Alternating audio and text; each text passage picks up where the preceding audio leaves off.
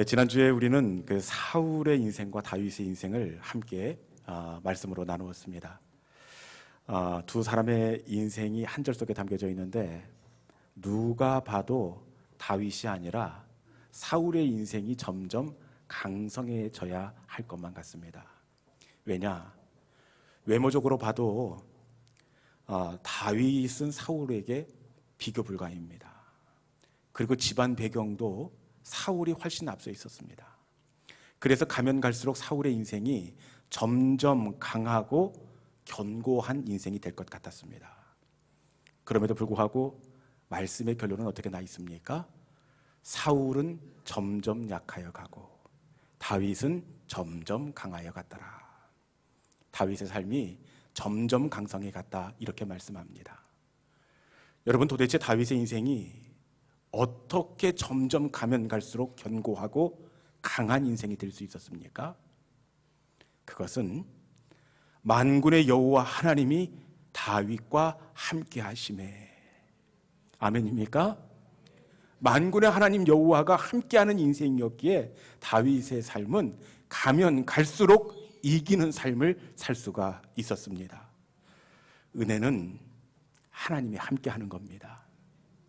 은혜는 만군의 하나님이 우리의 가정과 함께하는 것, 내 문제와 함께하는 것, 내 연약함과 함께하는 것, 이것이 은혜입니다. 하나님이 함께할 때에 우리의 지금의 상황은 점점 강성한 방향으로 나아가게 하실 줄로 믿습니다. 이 시간에 하나님께서 우리와 예배 가운데 찾아오셔서 우리와 함께 하시기를 축원합니다. 그 하나님이 우리를 이기게 하시고 우리의 가정을 점점 견고한 방향으로 이끌어 주시기를 주님의 이름으로 축원합니다. 오늘 본문은 이 바울의 3차 전도 여행을 마감하는 시간을 배경으로 하고 있습니다. 바울이 3차 전도 여행을 마감하고 이제 예루살렘 교회로 돌아가기로 결정을 하는데, 바울이 고린도에서 곧장 예루살렘으로 직항으로 달려가지 않고 바울은 지금까지 지나왔던 교회들을 반대로 돌아보면서 그 교회를 확인하고 예루살렘 교회로 다녀가는 그 코스를 확정합니다. 특별히 오늘 본문은 바울이 예루살렘으로 돌아가는 중간 정도에 이 드로아 교회에 도착했을 때를 배경으로 하고 있습니다. 말씀해 보니까 바울이 2일을 드로아에 머물렀다. 2일에 며칠입니까? 7일입니다. 일주일 동안 바울이 드로아에 머물면서 무엇을 했겠습니까? 이 성경 주석학자들은 일주일 동안 바울이 하나님의 말씀을 강론하며 말씀 사경에 부흥회를 했을 것이다, 이렇게 해석을 해놓고 있습니다. 일주일 동안 부흥회를 하는데 오늘 말씀은 부흥회 마지막 날 저녁을 배경으로 하고 있습니다. 부흥회 마지막 날, 저희들도 예전에 부흥회 다녀보면 알겠지만 얼마나 뜨겁고 사모함이 있습니까? 그런데 부흥 강사 바울도 마찬가지입니다. 마지막 날이기 때문에 특별한 마음으로 열과 성을 다하여 하나님의 말씀을 증거합니다. 한참 말씀이 강론되고 있는데 갑자기 이 옆에서 시커먼 물체가 훅 하고 떨어지는 거 보셨습니까? 방금? 못 보셨죠? 우리 같이 한번 가서 봐야 될 텐데, 오늘 본문 9절에 있는 말씀을 가서 도대체 어떤 물건이 떨어졌는지 같이 한번 읽어보도록 하겠습니다. 같이 봅니다. 시작. 유도고라 하는 청년이 창에 걸터 앉아 있다가 깊이 졸더니 바울이 강론하기를 더 오래 하매 졸음을 이기지 못하여 3층에서 떨어지거늘 일으켜 보니 죽었는지라. 아멘. 무엇이 떨어졌습니까? 사람이 떨어졌어요. 유도고라는 청년이 창문에 걸터 앉아서 졸다가 그 높은 3층에서 아래로 떨어지고 말았습니다. 그래도 가능성이 있을까 하고 기대를 해보는데 말씀해 보니까 어떻게 되어 있습니까? 일으켜 보니 죽었더라. 기절한 거 아닙니다. 맥박을 확인하고 호흡을 확인하는데 일으켜 보니 죽었더라. 사람이 떨어져서 죽었으니 교회가 어떻게 되었겠습니까? 놀란 바울이 먼저 뒤에 출입문을 열고 달려나갔을 테고 웬일인가 싶어서 안내위원 따라가고 교인들도 다 함께 그 유두고가 떨어진 곳에 도착을 했을 것입니다. 맥없이 축 처져 있는 유두고를 둘러싸고 드로아 교인들이 이렇게 서 있는데 제가 말씀을 곰곰이 묵상해 보니까 이 가운데 적지 않은 그 고성과 이야기들이 쏟아져 났던 것을 제가 확인할 수가 있었습니다. 여러분, 우리 10절 말씀에 보니까 바울이 어떻게 합니까? 10절 말씀에 보니까 바울이 떠들지 말라, 그 죽은 아이를 끌어안고 떠들지 말라 이렇게 이야기하는 걸 볼 때 적지 않은 소란과 소리들이 쏟아져 났다는 것을 확인할 수가 있는데, 다른 번역 성경에 보니까 떠들지 말라 이 부분을 제발 소란 좀 피우지 마십시오 이렇게 되어 있습니다. 아마 죽은 유두고를 둘러싸고 드로아 교인들이 이 일을 어떻게 할 건지, 그리고 걱정이 돼서 이런저런 소리들을 막 쏟아 놓으면서 적지 않은 소란이 있었던 것 같습니다. 본문에는 누구를 향해서 그 소란과 비난과 큰 소리가 나왔는지 나와 있지는 않지만 제가 이 말씀을 깊이 묵상해 보았어요. 그랬더니 제발 떠들지 말라, 그 큰 소리가 누구를 향해서 가장 먼저 나왔느냐? 3층에서 떨어진 유두고를 향해서 큰 소리가 나왔을 게 분명합니다. 그렇지 않겠습니까? 아이고, 왜 3층에는 올라가느냐고. 자리가 1층에도 많은데 예배드리기 싫어가지고 꼭 늦게 와서 3층에 올라가더니 3층에 올라가서 이 사단이 났다고. 그리고 졸리면 집에 가야지. 어릴 때부터 강대상 올라올 때부터 유두고 알아봤는데 거기 3층 창문이 어디라고 거기로 올라가느냐고. 거기 올라가더니 이렇게 큰일이 벌어지고 말았다고. 유두고를 향해서 큰 소리가 나오지 않겠습니까? 제가 너무 무리한 해석입니까? 유두고를 향하던 이 소리뿐만 아니라 또 누구를 향해서 비난의 화살이 가느냐? 바로 설교자 바울을 향해서 그 비난의 화살이 빗발칩니다. 이날 바울이 설교를 잘했겠습니까? 못했겠습니까? 바울이, 우리는 설교 참 그럭저럭 잘 하는 줄 아는데 바울의 설교를 1년 6개월 동안 받아먹었던 고린도 교인들의 바울의 설교에 대한 평가가 어떻게 나느냐? 우리 한번 같이 봐야죠. 성적표를. 고린도후서 10장 10절 말씀 한번 자막을 통해서 같이 읽어봅시다. 자, 시작. 그들의 말이, 그의 편지들은 무게가 있고 힘이 있으나 그가 몸으로 대할 때에는 약하고 그 말도 시원하지 않다 하니. 아멘. 고린도 교인들이 1년 6개월 동안 바울과 함께 생활했습니다. 그의 글에는 힘이 있다. 그의 편지는 힘이 있다. 바울이 학자 아닙니까? 공부를 많이 했어요. 그래서 글은 굉장히 필력이 대단합니다. 힘이 있습니다. 논리적입니다. 그런데 몸으로 대할 때는 약하고 그 말도 시원하지 않다. 그 말, 이게 바로 설교입니다. 그 말은 시원하지 않다. 요즘 말로 말하면 설교하는 사람도 무슨 말 하는지 모르고 듣는 사람은 더 모르고. 학자들, 보통 교수님들이 그렇잖아요. 책 보면 얼마나 논리력이 분명하고 그 내용의 깊이가 있는지 몰라요. 죄송한 말씀입니다만 더러 교수님들 중에는 설교하면 책보다 훨씬 설교를 못하는 교수님들이 많다라는 겁니다. 바울이 그렇다는 거예요. 바울이 이날 밤에도 설교가 썩 좋지 않았던 것 같아요. 어떻게 할 수 있습니까? 유두고가 자잖아요. 조는 정도가 아니라 깊이 잠을 잘 만큼 설교가 썩 좋지 않았다는 것을 확인할 수가 있습니다. 그러니 교인들이 가만히 있겠습니까? 설교가 안 좋으면 시간이라도 짧든지. 뭐 사실 솔직한 말로 그런 거 아닙니까?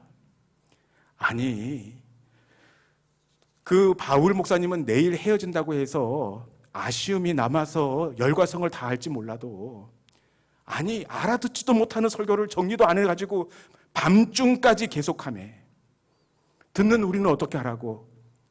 예배라는 게 정해진 시간이 있는 건데 그 설교 시간을 넘겨서 이렇게 길게 설교를 해서 결국에는 이 사단이 났다고 바울을 향해서 쓴 소리들이 이렇게 빗발쳤을 것입니다. 그리고 이 불똥이 어디로 튀겠습니까? 안내위원들. 이날 안내 선 사람들 이름이 20장 4절에 나옵니다. 우리도 주보에 보면 이번 달 안내위원 하면서 주보 제일 뒷면에 누구 집사님 이렇게 쭉 나오는데 20장 4절이 안내위원들입니다. 이날 이 안내위원들 가만히 뒀겠습니까? 안내위원들 도대체 뭐 하는 거냐고. 아니, 설교 중에 그 청년이 주의력을 기울이지 않고 창문에 걸터 앉아 있으면 안내위원들이 가서 정중하게 자리를 안내하든지, 졸고 있으면 집에 가시라고 하든지 정확하게 안내를 해야지. 내가 보니까 같이 졸고 있어. 안내위원들 일 똑바로 하는 거냐고. 안내위원장 누구냐고. 당장 그 사람 책임을 물어야 한다고. 그러면 여기서 또 옳습니다 하면서 그런 소리들이 무성하게 나왔던 것을 우리가 그림으로는 보이지 않지만 충분히 상상해 볼 수가 있습니다. 여러분, 이런 사고가 나면 누구라도 소리를 내고 웅성거릴 수밖에 없습니다. 누구라도 큰 소리를 낼 수밖에 없습니다. 그런데 그럼에도 불구하고 바울은 어떻게 하느냐? 우리 다 같이 10절에 있는 말씀을 같이 한 목소리로 읽어보겠습니다. 10절. 자, 시작. 그 몸을 안고 말하되 떠들지 말라, 생명이 그에게 있다 하고. 아멘. 모두가 소란하고 책임을 추궁하는 그때 바울이 어떻게 합니까? 바울이 그 위에 엎드려, 죽은 유두고 위에 바울이 엎드렸습니다. 죽은 유두고를 엎드려 끌어안았습니다. 여러분, 그 유두고 위에 엎드린 바울이 무엇을 했을까요?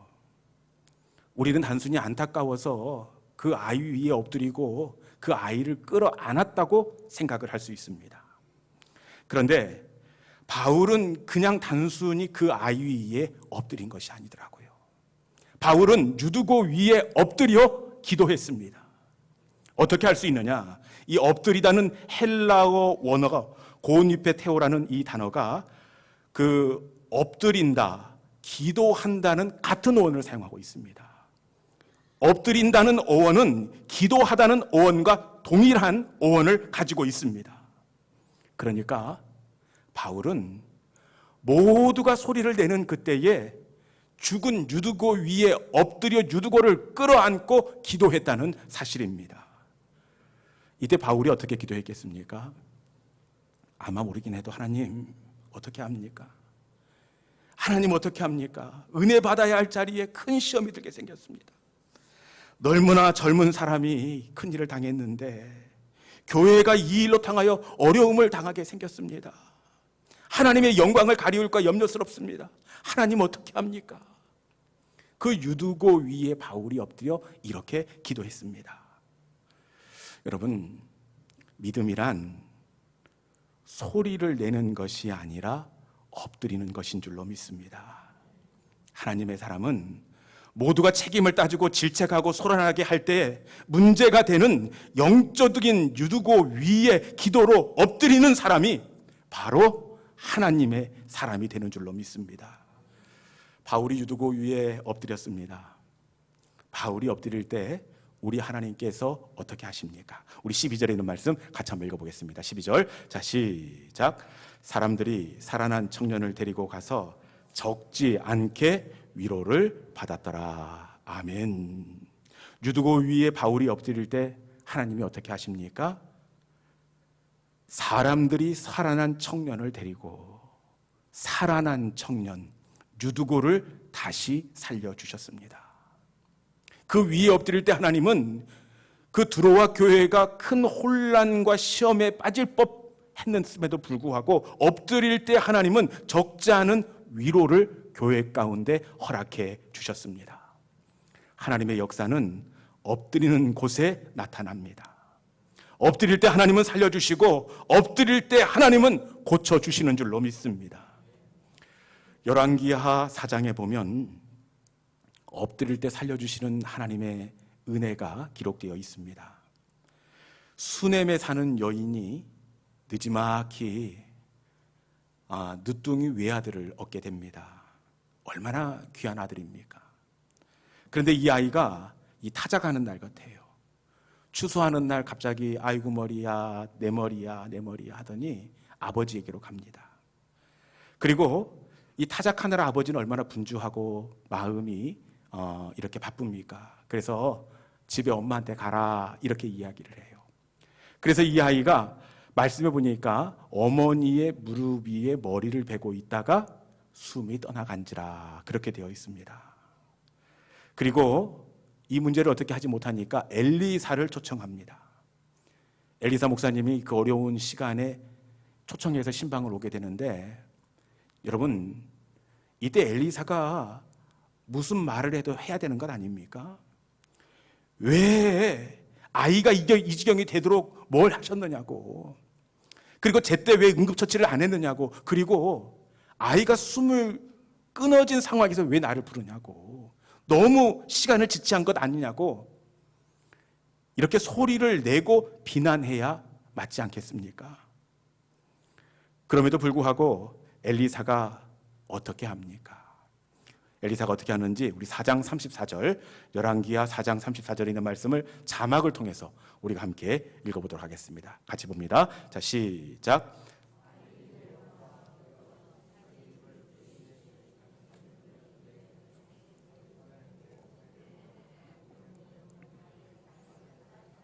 자, 다시 한번 읽어보겠습니다. 죄송합니다. 같이 한번 읽어봅니다. 자, 시작. 아이 위에 올라 엎드려 자기 입을 그의 입에, 자기 눈을 그의 눈에, 자기의 손을 그의 손에 대고 그의 몸에 엎드리니 아이의 살이 차차 따뜻하더라. 아멘. 엘리사가 어떻게 합니까? 그의 몸에 엎드리니, 그의 몸에 엎드리니 죽은 아이의 살이 차차 따뜻하여지더라. 입은 입에, 눈은 눈에, 손은 손을 맞잡습니다. 그 위에 엎드렸습니다. 단순히 엎드린 것이 아니라 그 아이를 끌어안고 기도했다는 말씀입니다. 여러분, 기도할 때에 그 아이 위에 한 번만 엎드리는 것이 아니라 다시 돌아오지 않자 몇 발 서성인 다음에 다시 엎드린 걸로 되어 있습니다. 그리고 다시 엎드렸습니다. 엎드린 것만큼 그 아이가 차차 따뜻하여 진지라. 엎드릴 때 하나님이 일하시고 엎드릴 때 하나님께서 살려주시는 은혜를 베풀어 주시는 줄로 믿습니다. 제가 언젠가는 한번 말씀을 드린 적이 있는데 전에 거쳐왔던 우리 교회에서도 유두고와 같은 사건이 있었습니다. 교회 학교 여름 행사를 마치고 교회에서 여름 행사로 수고하신 선생님을 1박 2일 시간을 내서 위로회를 가졌습니다. 그 당해년도 위로회는 물이 좋은 강가에서 선생님들과 함께 좋은 시간을 갖게 되었습니다. 그런데 그 다음 날 오전에 물놀이 시간도 아닌데 왜 그랬는지 모르겠는데 고등부 선생님 한 분이 물속에 들어가서는 그만 물에 빠져서 익사하고 말았습니다. 나이가 40대 후반의 선생님, 아이들이 5명입니다. 그 집에. 여러분, 이 가장이 교회에 수련회 하다가 죽었으니 분위기가 어떻게 되겠습니까? 누가 봐도 이 소리를 내야 하고 책임을 물어야 되지 않겠습니까? 가장 먼저 교사들을 안전하게 인솔하지 못한 교육부 담당 목사님에게 책임을 물어야 합니다. 그렇지 않습니까? 목사가 도대체 교사들을 안전하게 통솔하지 못해서 이런 일이 일어났다고 당신 목사 맞냐고 목회를 못하도록 막아야 될 것 같습니다. 그것도 아니면 안전관리를 함께 다하지 못한 교육위원장 장로님 사표 쓰라고 그렇게 해야 되지 않겠습니까? 이거 어떻게 수습하려고 그러냐고, 장모님 때문에 잘못됐다고 교회가 그렇게 책임을 묻는 게 일반적이지 않겠습니까? 그런데 왜 그랬는지는 모르겠는데 제가 보니까 당시 제가 다녔던 그 교회가 참 성숙한 교회였습니다. 아무도 소리를 내지 않습니다. 오히려 상처가 되고 낙심이 된 교육부 목사님을 위해 교인들이 금식하며 엎드렸습니다. 그리고 돌아가신 그 선생님 가정을 위해서 온 교회가 금식하며 또 금식 헌금을 모으며 그 위에 엎드렸습니다. 여러분, 엎드릴 때 어떻게 되었겠습니까? 엎드릴 때 돌아가신 아빠가 살아난 건 아니에요. 그런데 하나님은 그 가정을 회복시키신 줄로 믿습니다. 낙심한 아내가 금방 마음을 잡더라고요. 아이들도 엄마가 마음 상할까 싶어 얼마나 엄마를 중심으로 똘똘 뭉치고 더 착하고 열심히 있게 살아내는지, 엎드릴 때 그 가정이 살아나는 은혜를 하나님께서 베풀어 주셨다는 사실입니다. 그리고 수련회를 인솔했던 그 젊은 부목사님 어떻게 되었겠습니까? 온 교회가 유두고 위에 엎드릴 때 하나님은 끝날 것 같았던 목사님의 목회를 살려주셨습니다. 그리고 지금은 이름만 대면 알만한 아주 영향력 있는 교회에서 겸손하게 목회 사역을 감당하고 있습니다. 하나님은 엎드리는 곳에 일하시는 하나님이 되십니다. 엎드릴 때 역사하시고 엎드릴 때 살아나게 하시는 하나님이십니다. 그렇기에 우리는 우리에게 갑작스럽게 다가온 영적인 유두고 앞에서 소리를 내는 사람이 아니라 대신에 그 위에 엎드리는 믿음의 성도들이 될 수 있기를 주님의 이름으로 축원합니다. 이제 말씀을 정리하겠습니다. 유두고 교회에 드로아 교회의 청년 유두고가 죽었습니다. 누가 봐도 큰 소리를 내고 똑똑한 소리를 내고 책임을 묻고 비판이 오가야 합니다. 여러분, 그런데 그 소리와 비판이 문제를 해결하는 것이 아니라 무엇이요? 엎드리는 겁니다. 그 유두고 위에 엎드리고 문제 위를 끌어안고 기도할 때 살아날 것 같지 않는 유두고를 살리시고 회복해 주셨습니다. 하나님은 문제를 끌어안고 기도할 때 살게 하시고 문제 위에 엎드릴 때 문제가 변하여 위로가 되게 하시는 하나님이 되시는 줄로 믿습니다. 저는 이곳에 모인 우리 모든 믿음의 권속들이 제발 엎드리는 성도들이 될 수 있기를 바랍니다. 가정에서 부부와의 관계 속에서도 마찬가지입니다. 자칫 잘못하다가 이 부부끼리 그 서로 책임을 전가하고 묻고 비판하고 끝까지 따지는 그런 경우가 있습니다. 그런데 여러분, 이 소리는 문제를 해결하는 것이 아니라 더 큰 화를 만들더라고요. 여러분, 소리가 무성한 곳에는 분쟁이 있습니다. 대신에 엎드리는 곳에는 하나님이 역사하시는 줄로 믿습니다.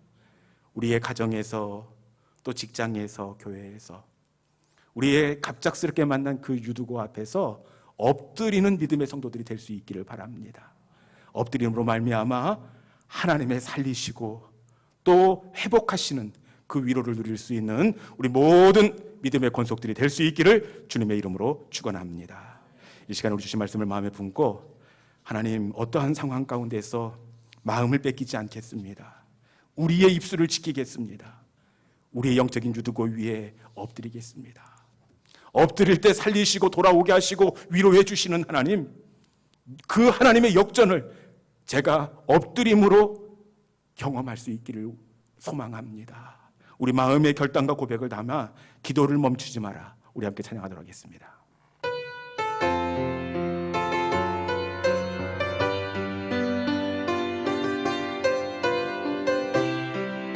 기도를 멈추지 마라. 기도를 멈추지 마라. 눈앞의 상황이 마음을 눌러도 원망치 마라. 너의 입을 지켜라. 저들은 너의 입을 보고 있다. 마음을 뺏기지 마라. 마음을 뺏기지 마라. 내가 널 도우지 않는단 소리에 너의 모든 게 불리해도 너는 기도를 계속해라. 너 기도를 멈추지 마라.